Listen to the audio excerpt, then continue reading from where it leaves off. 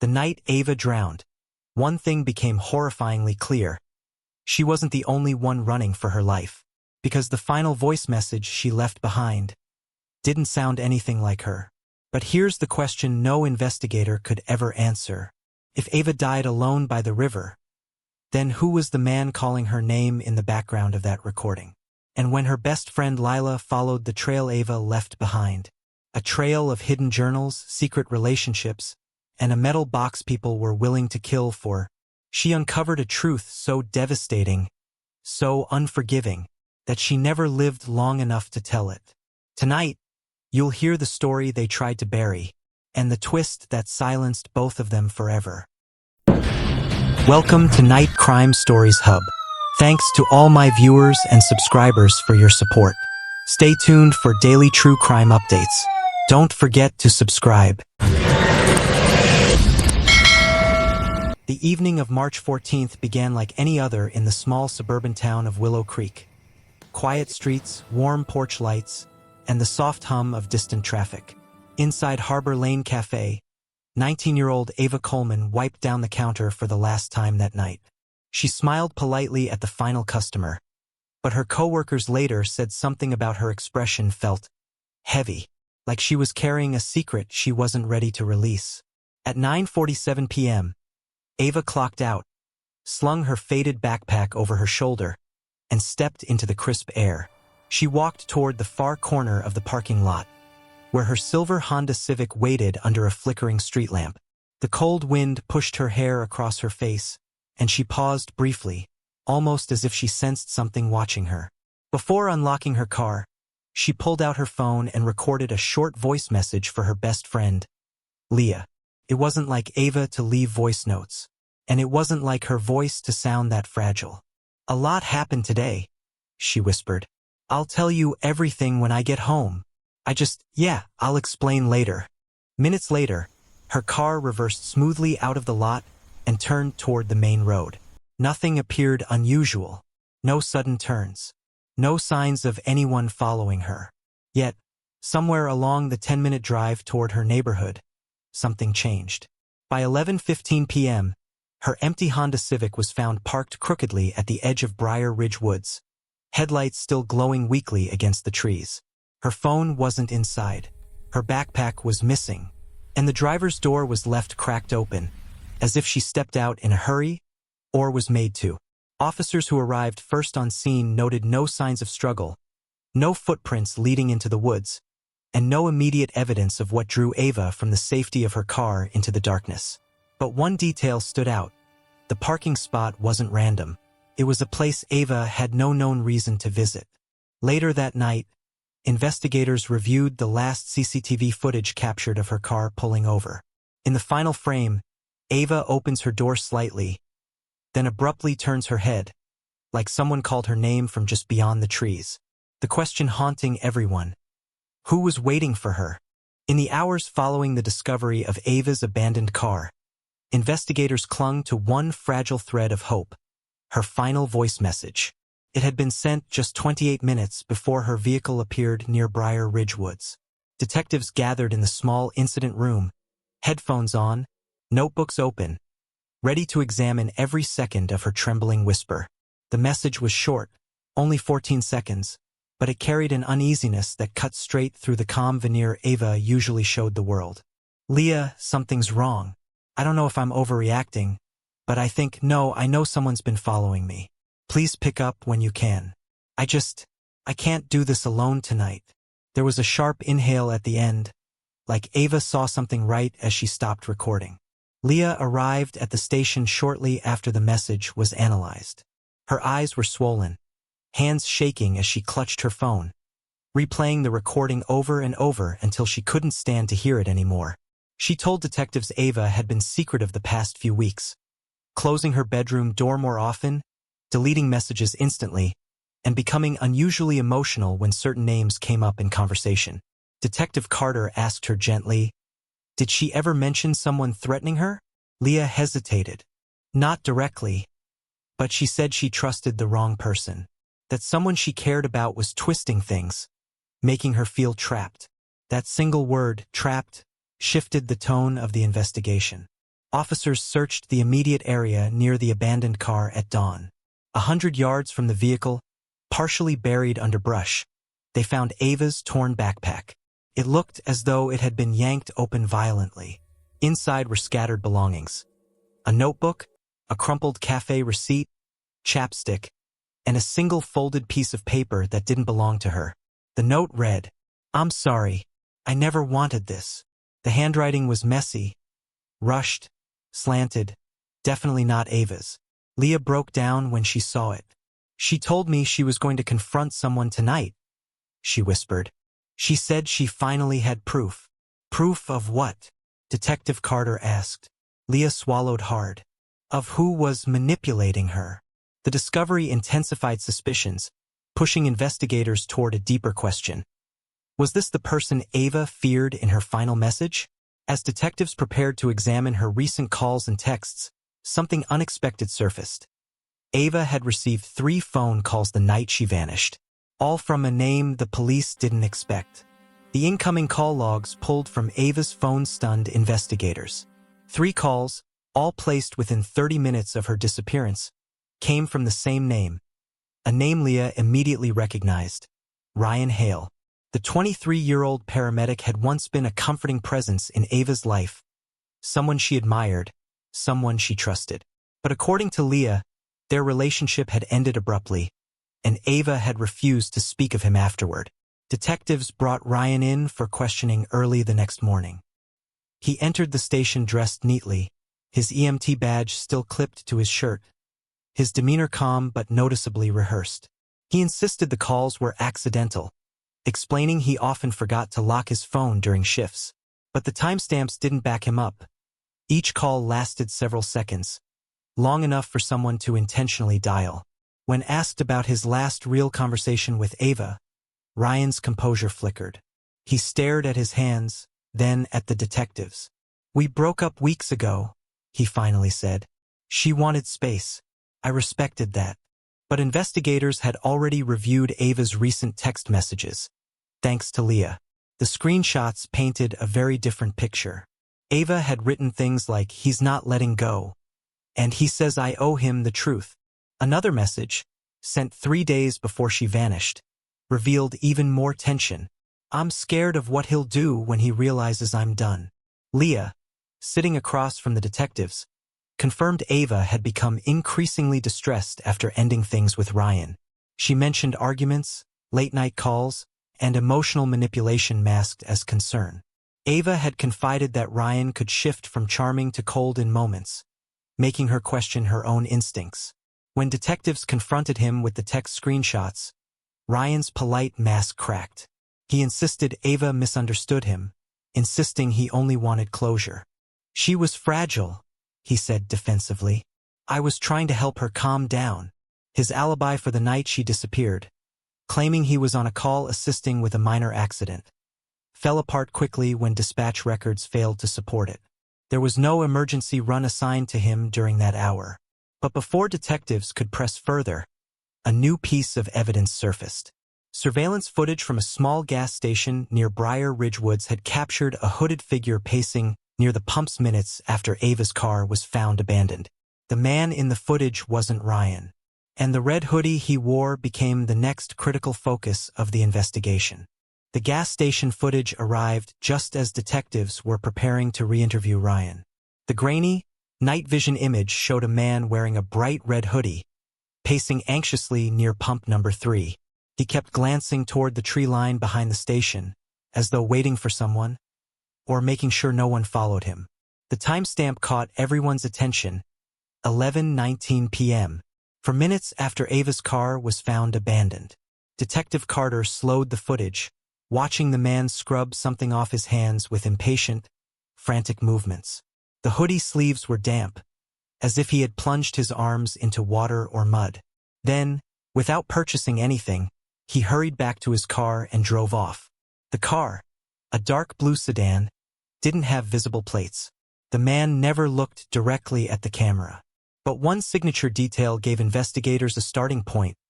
The red hoodie was from a local high school's alumni line, sold only for 2 graduating classes. The lead became even stronger when a hunter called in a tip later that afternoon.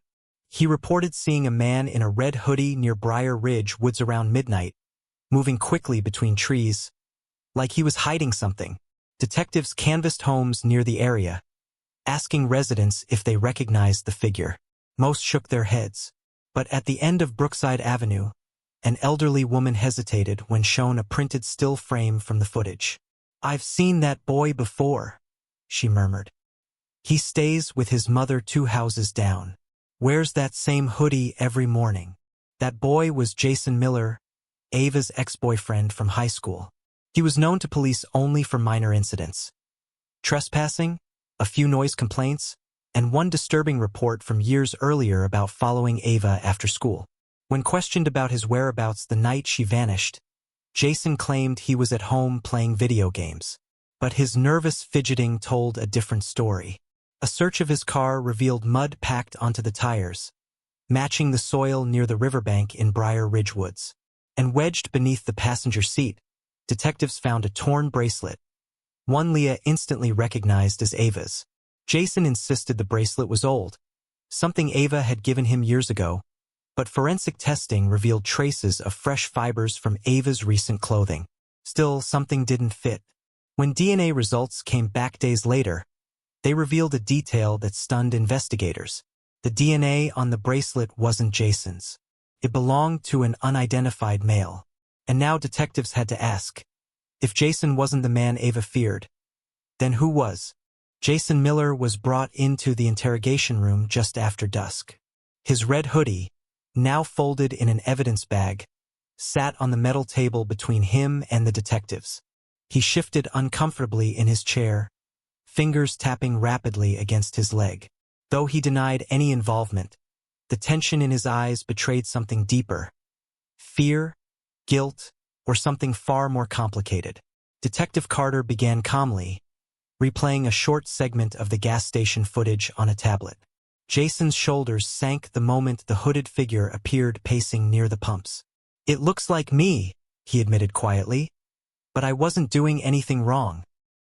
He claimed he had gone out for a late-night walk to clear his head, insisting it had nothing to do with Ava. But detectives had studied Jason's history. After his breakup with Ava nearly 2 years prior, there were reports, never officially filed, of him showing up at her workplace, appearing at her college campus unannounced, even lingering outside her home.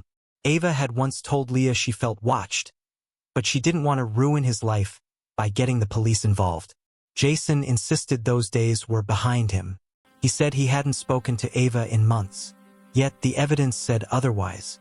Investigators presented the bracelet found under his car seat. His reaction was instant, eyes wide, adamant denial. "I don't know how that got there. I swear. I haven't seen her. I haven't touched her stuff, nothing." It wasn't the denial that shocked detectives. It was the lab results. The DNA on the bracelet belonged to an unknown male, not Jason. That ruled him out as the last person to handle it. Still, the mud on his tires raised questions. Jason explained he often drove through the woods because it was quieter and helped him think. But he couldn't explain why his phone showed no activity during the time Ava vanished. No calls, no texts, no internet use, nothing. Detectives believed Jason was hiding something, but whether it was guilt or fear remained unclear. As questioning continued, his voice cracked. "I cared about her," he whispered. "But she wasn't scared of me. She was scared of someone else. Someone she wouldn't talk about." That statement shifted the room's energy. Someone else?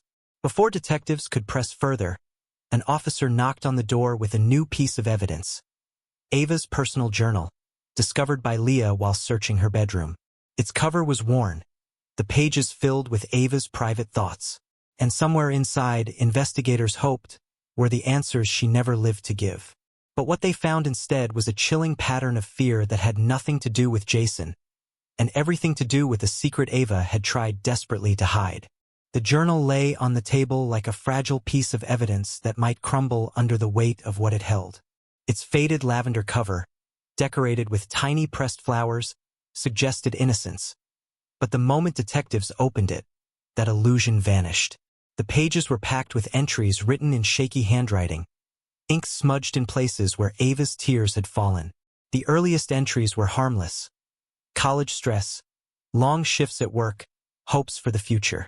But halfway through the journal, the tone shifted sharply. The handwriting grew tighter, almost frantic.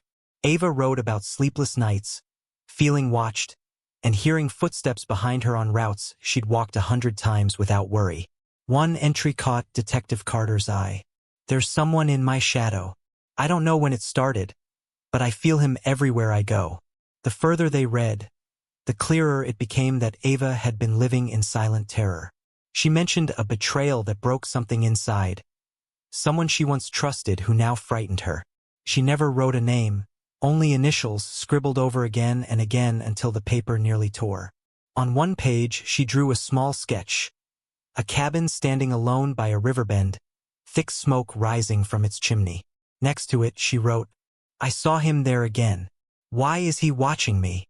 Leah, who had stayed at the station, covered her mouth as she read. "She told me about that place," she whispered. But she never said who she saw there. Detectives had assumed the cabin was symbolic until an officer from the Parks Department arrived unexpectedly. He carried a printed map and pointed to the exact sketch Ava had drawn. "There's an abandoned cabin here," he explained. "Nobody's lived in it for years. But a few weeks ago, hikers reported seeing fresh footprints and a fire burning inside." The room fell silent. If Ava had been there, it meant she wasn't just being followed. She was being hunted.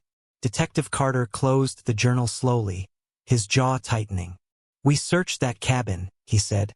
"Now, what they found deep in the Riverbend woods would unravel everything they thought they knew about Ava's final hours. And it would lead them directly into the heart of a nightmare she tried to escape." The Riverbend woods were unnervingly quiet the morning investigators set out to search the abandoned cabin. Mist curled low across the forest floor, clinging to boots and branches like a warning. Detective Carter led the team along a narrow, overgrown path that matched the sketch in Ava's journal almost perfectly. Every step deeper into the trees felt heavier, as if Ava herself had walked this same trail, terrified, alone, and hoping someone would believe her. When the cabin finally came into view, it stood crooked and weather-beaten, half swallowed by vines. Despite its decay, a faint smell of smoke lingered in the air, a sign someone had been there recently. Carter raised his hand, signaling silently before pushing the creaking door open. The interior was dim, illuminated only by a thin beam of sunlight slicing through a hole in the roof. Dust floated in the air, disturbed by footprints, fresh ones, leading across the wooden floor. Leah had said Ava sketched this place for a reason, and the team began searching with meticulous care. Near the corner of the room, a splash of pale color caught Carter's attention. He knelt and picked it up, a soft powder blue scarf. Leah later confirmed it instantly. "That's Ava's," she whispered, voice trembling. "Her favorite one." But the discoveries didn't stop there. On a small table lay several crumpled receipts from a convenience store miles away, purchases made within the last 2 weeks. Whoever stayed here wasn't passing by. They were returning. They were watching. They were planning. Then an officer called out from behind the cabin. "Sir, you need to see this." A trail of footprints led to a patch of disturbed soil behind the structure. The dirt compressed as though someone had dragged or carried something heavy. A torn piece of fabric, matching Ava's work uniform, was entangled in the brush nearby. The most chilling find was a burner phone hidden under a loose floorboard. It contained no contacts, no messages, except one recent call labeled only, "Don't answer." When Carter dialed, a distorted voice went straight to voicemail, whispering Ava's name in a way that made every officer stiffen. Just as they began marking evidence, cadaver dogs barked sharply from the direction of the river. Moments later, the lead handler shouted, "They've picked up something strong." And suddenly, the investigation shifted from search to recovery, toward whatever the water had been hiding all along.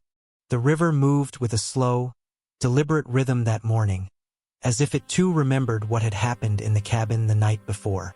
A thin layer of mist clung to its surface, softening the world into pale shapes, but nothing could hide the uneasy silence that followed Lila and Ethan as they approached the water's edge. The storm had passed, yet the air still carried the scent of wet pine and overturned earth, as if the forest itself had been disturbed. Ethan crouched near the bank, studying the drag marks in the mud, long, uneven grooves disappearing into the shallows. "These weren't here last night," he said quietly. His voice barely rose above the whisper of the current. Lila stepped closer, arms wrapped tightly across her chest. Her thoughts drifted back to the hidden room beneath the cabin floorboards, to the scattered photographs, and the single locked journal they hadn't yet managed to open. Everything pointed to someone watching, planning, waiting. But what unsettled her more was the fresh imprint of a boot beside the drag marks. Large, deep, and facing the river. "He brought something down here," Lila murmured. "Or someone." Ethan nodded grimly. "And the river took it." The water was cold against their ankles as they waded in, the pebbles shifting beneath each step. A few feet from the shore, the current strengthened, tugging insistently at their legs. Bits of torn fabric floated near a fallen branch, snagged like silent warnings. Ethan reached for one, lifting it to the light. It was black, coarse, material that belonged to a jacket or uniform.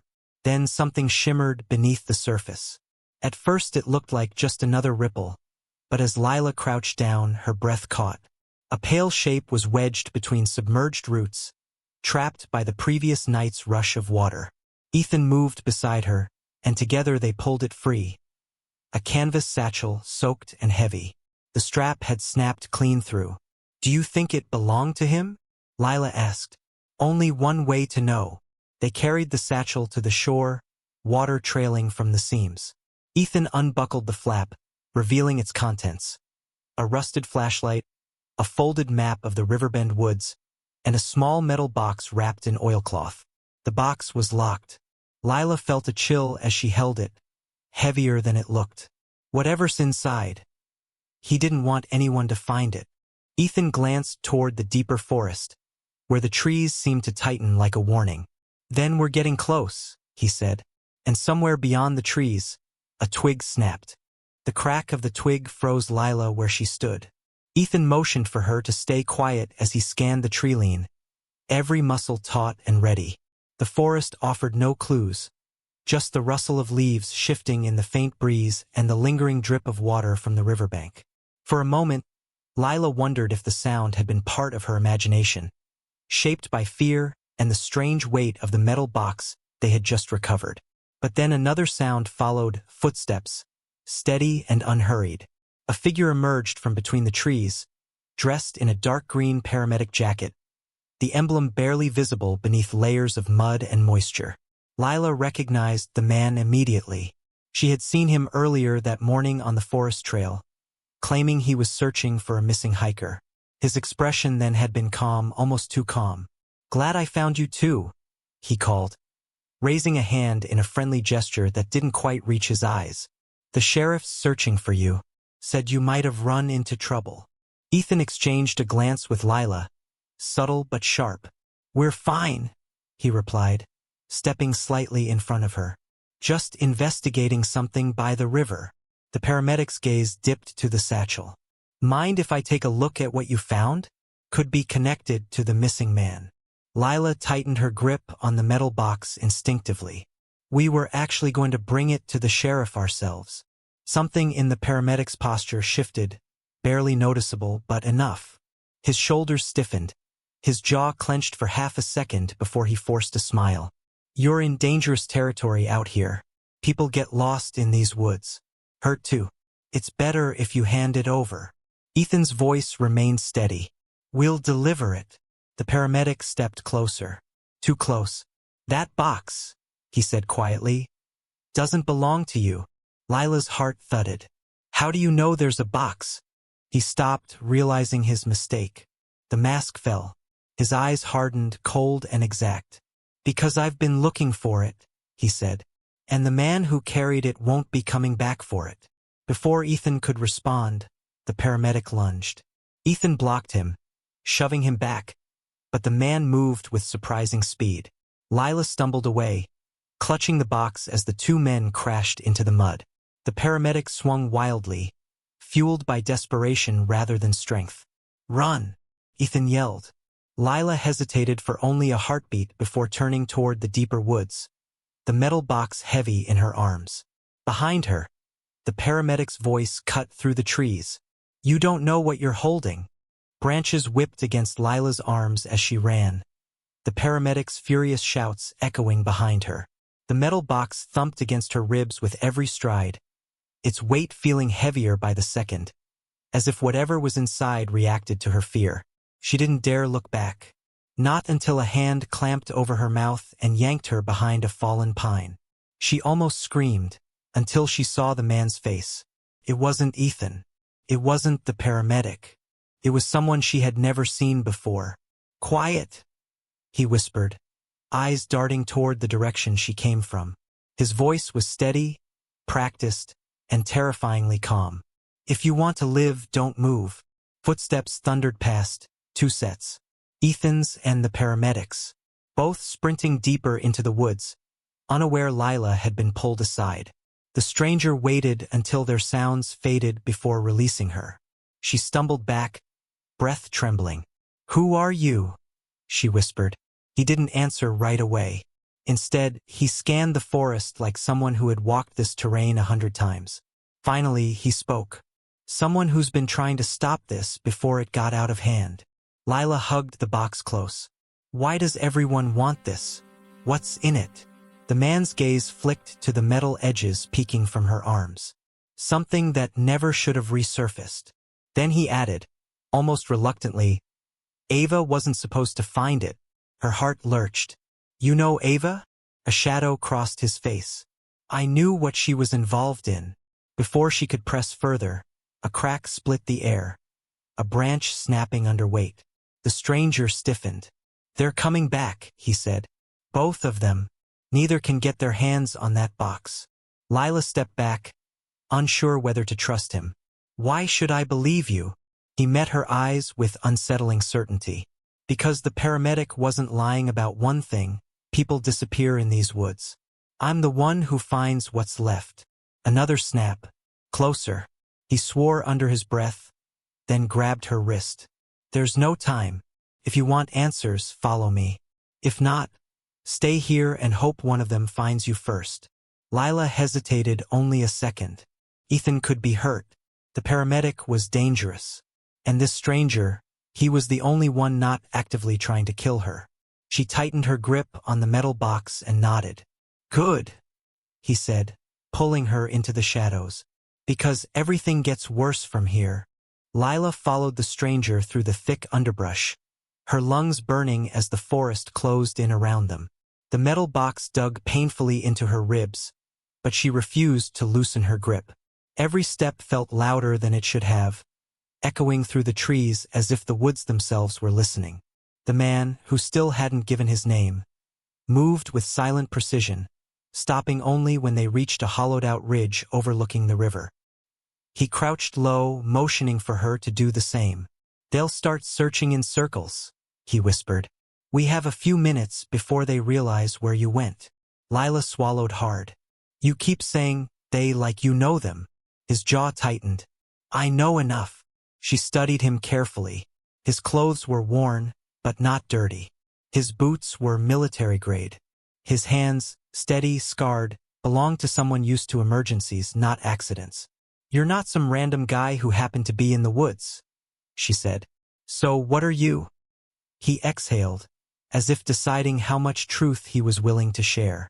"I was hired to watch Ava." Her breath caught. "Watch her why?"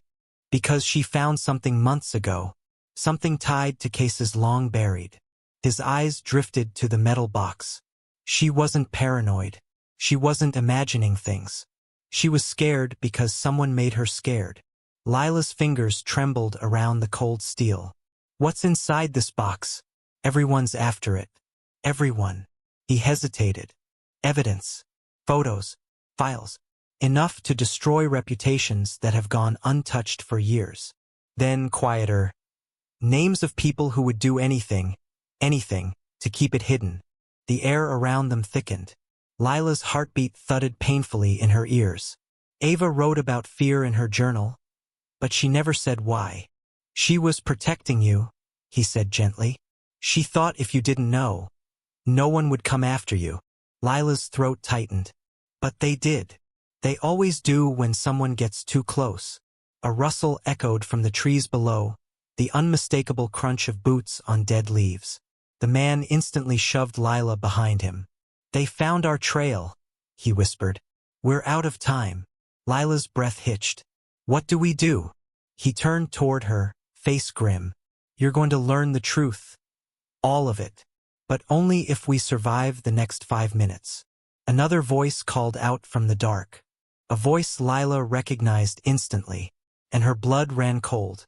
The voice drifted through the trees like a ghost, low, familiar, and heavy with something darker than anger. Lila froze. Her nails dug into the metal box as she stepped out from behind the stranger. Ethan? She whispered. He emerged slowly from between the trees, hoodie torn, face streaked with sweat and river mud. But his expression held no fear, no desperation from being hunted. Instead, it was cold, focused, intentional. Lila, he said calmly, as if this were just another night at her apartment. Give me the box. The stranger shifted, blocking her. Don't move, he murmured. Ethan's eyes flicked to him. I know who you are. You were paid to watch Ava. Paid to spy. He took another careful step forward. But you weren't the only one paid. Lila shook her head. Ethan, what are you talking about? He looked at her with something almost pitying. You never noticed how paranoid Ava was near the end? How she started hiding things. She came to me first, Lila. Before any journal, before any messages. She trusted the wrong person. The stranger's fists clenched. She told him. Ethan nodded once. Everything. The world tilted beneath Lila's feet. You knew about the files? The people involved. I didn't want to, Ethan said quietly. But once she showed me. Once I realized what she had uncovered. His voice hardened. There was no walking away. Lila felt the truth settling in her chest like poison. You were supposed to love her. I did, he said. I still do. But you don't understand what those files could do. Who they could destroy. Ava was in over her head. She wanted to expose everyone. She didn't realize the cost. The stranger stepped forward, voice steady. So you made sure she paid it. Ethan's eyes flickered. A confession without words. Lila's breath snapped short. You killed her. She panicked, Ethan said almost gently. She shouldn't have run. She shouldn't have gone to the river. I tried to stop her. But you drowned her, the stranger growled. Ethan's jaw tightened. I did what I had to. Before Lila could respond, Ethan raised something glinting in his hand. A knife. The stranger lunged first. The woods erupted into chaos. Lila stumbled back, clutching the box as the men crashed into the underbrush. Metal flashed. Grunts tore through the darkness. A body hit the ground hard. Lila, run! The stranger gasped. She hesitated one fatal second before turning. Ethan was faster. A hand clamped around her arm. A whisper against her ear. You should have never followed Ava into this. A scream cut the night. Then silence. When officers later found the metal box half buried near the river, its lock broken and its contents missing, one fact became clear. Lila never lived long enough to reveal the final twist behind Ava's fear. If this case kept you captivated, make sure to like the video and subscribe to the channel. We upload new crime case videos every night. Until then, stay alert, stay aware.